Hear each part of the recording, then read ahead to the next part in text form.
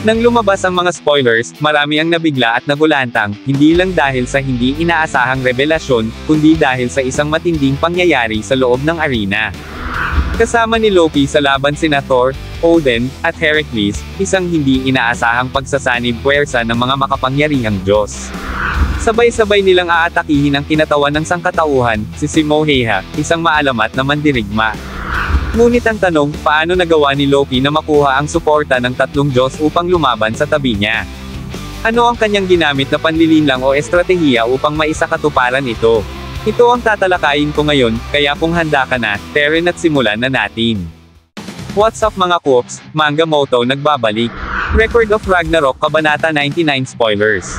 Sa mga inilabas na leak panels ng Record of Ragnarok Kabanata 99, makikita natin si Simoheha na kasama ang kanyang alagang aso, tila patungo na sila sa mismong arena ng Valhalla. Sa sumunod na panel, isiniwalat ang napiling arena para sa laban ni Simo, isang lugar na nababalot ng makapal na nyebe.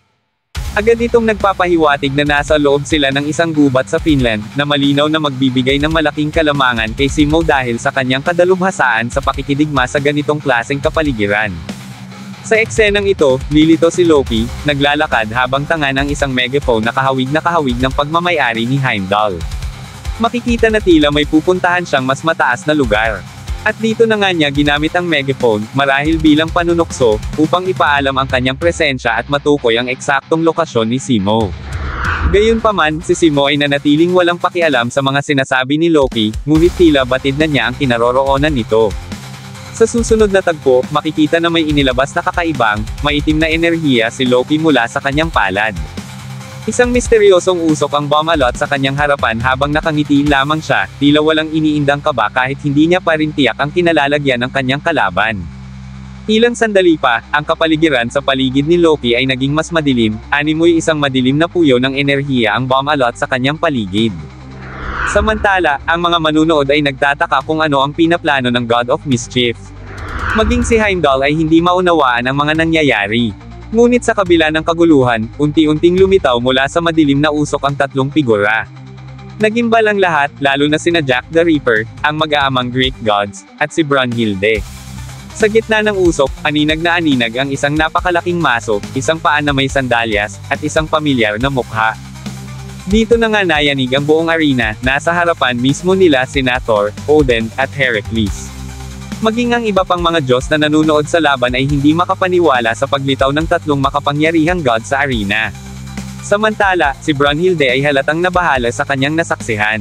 Ang mas nakakatakot ay ang tila may sariling buhay ang tatlong inilabas na gods ni Loki, hindi lamang ito ilusyon kundi tunay na pisikal na anyo. Kung totoong apat na kalaban ang kakaharapin ni Simo, malinaw na tagilid siya sa labang ito. Sa huling tagpo, makikita si Loki na tila nagsasagawa ng isang mas malakas pang spell. At sa isang iglap, sabay-sabay na sumugod sina Thor, Odin, at Heracles patungo sa kinalalagyan ni Simoheha. Ngayon, ang tanong, mapipigilan ba ni Simo ang tatlong naglalakasang Diyos bago pa sila makalapit sa kanya? Napakaraming katanungan ang agad na bumalot sa isipan ng lahat, kaya rin kaya ng mga nilikhang bersyon ni Thor, Odin, at Heracles na gamitin ang orihinal na kapangyarihan ng mga Diyos na ito. Sa aking opinyon, mga Kops, maaaring nagaya ni Loki ang eksaktong anyo ni Thor, Odin, at Heracles, ngunit napakaliit ng posibilidad na ganap niyang makopya ang kanilang tunay na kapangyarihan. Oo, maaaring magaya niya ang kanilang pisikal na anyo, pati na rin ang ilan sa kanilang kilos at estilo ng pakikipaglaban, ngunit ang mismong asensya ng kanilang lakas, ang kanilang natatanging kakayahan at kapangyarihang pinagdaanan ng mahabang panahon upang makamit ay hindi basta-basta nag-agaya, kahit na para sa isang tusong Diyos tulad ni Loki. Kung sakali mang perpekto niyang nakopya hindi lamang ang kanilang hitsura kundi pati ang buong potensyal ng kanilang kapangyarihan, walang dudang ito ay magiging isang malaking problema para kay Simo. Para naman sa mga nagtatanong kung ipapatigil ba ni Zeus ang laban dahil sa tingin ng iba ay lumabag si Loki sa patakarang 1 versus 1, uunahan ko na kayo, nagkakamali kayo. Ang ginawa ni Loki ay hindi isang paglabag kundi isang pagpapamalas lamang ng kanyang likas na kapangyarihan. Ang kakayahan niyang lumikha ng ilusyon at gawing mistulang totoo ang mga ito ay bahagi ng kanyang kakayahan bilang isang Diyos ng panlilinlang. Ayon sa mga alituntunin ng torneo ng Valhalla, mahigpit na ipinagbabawal ang pagkakaroon ng higit sa isang mandirigma sa isang laban ng isa laban sa isa lamang dapat. Gayunpaman, ang tatlong Diyos na inilabas ni Loki ay hindi mga tunay na nilalang kundi bahagi lamang ng kanyang ilusyon, kaya walang dahilan para ipatigil ni Zeus ang laban. Dahil dito, magpapatuloy ang labanan ng walang anumang hadlang. Ang estratehikong galaw na ito ni Loki ay talagang kapansin-pansin. Hindi lang basta-basta ilusyon ang nilikha niya, mga naglalakas ang Diyos mismo ang kanyang ginamit upang ipakita ang kanyang pangangibabaw. Malinaw ang kanyang layunin, sindakin at takutin si Simo upang maapektuhan ang kanyang konsentrasyon. Ngunit dito nagiging lalo pang kapanapanabik ang laban, dahil si Simo Heha, sa kabila ng ipinakitang pambihirang kapangyarihan ni Loki, ay tila walang kahit katiting na takot. Para bang hindi man lang siya nag-alinlangan sa harap ng tatlong makapangyarihang Diyos na bigla na lang lumitaw sa hindi kalayuan. Para siyang isang makina na naka-target lock kay Loki, hindi nagpaapekto, hindi kinabahan, tunay na isang sniper sa kanyang pinakapurong anyo. At ito ang dahilan kung bakit siya perpekto para sa labanang ito. Ang isang sniper ay hindi maaaring mag-alinlangan o magpadala sa emosyon. Ang kahit isang saglit ng pag-aalinlangan ay maaaring maging dahilan ng pagkakamali, isang pagkakamali na maaari niyang ikatalo. Kaya habang karamihan sa atin ay nakakaramdam ng tensyon at kaba, si Simo, ang kinatawan ng sangkatauhan, ay nananatiling kalmado. Para bang siya mismo ang may kontrol sa laban. Isang napakaangas na eksena ang agad na ipinasilip sa atin, kung ganito na ang pahiwatig, paano pa kaya ang buong kabanata?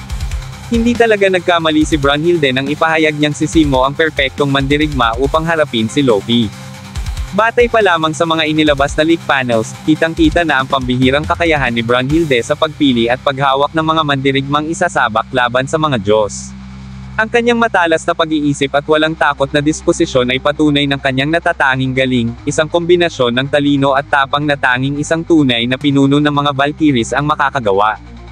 Para sa mga tagahanga naman ni Loki, hindi na nakakagulat ang mga estratehiya at taktika na kanyang ginagamit.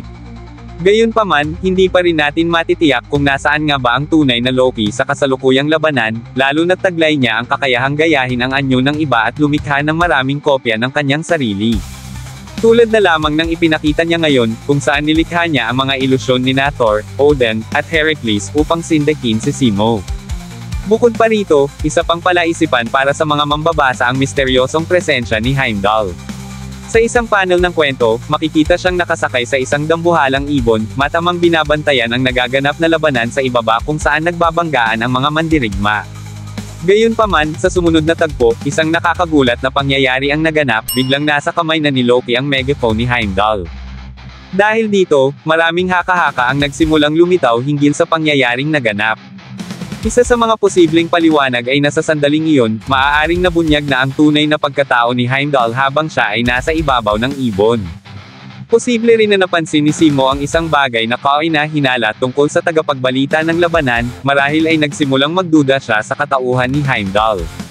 Dahil dito, agad niyang isinagawa ang isang hakbang upang alisin ito mula sa ere, hindi lamang upang maalis ang banta kundi upang maitago rin ang kanyang eksaktong lokasyon.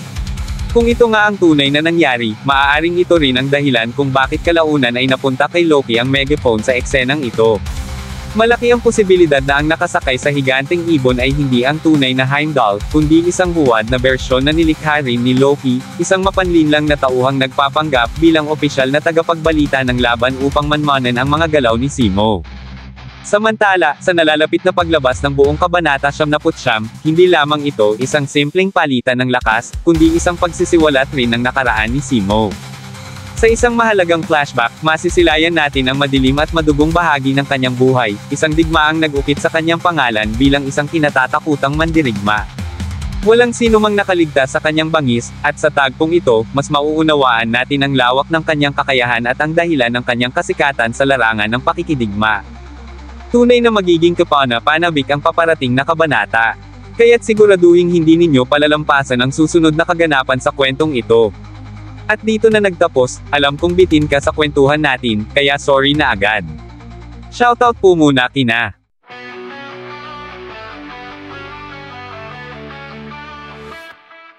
sa bawat pahina, sindihan, pusisteng kasaysayan, sa kanyang tangan, mga moto, ikaw ang kapay, sa Kalaban ng Diyos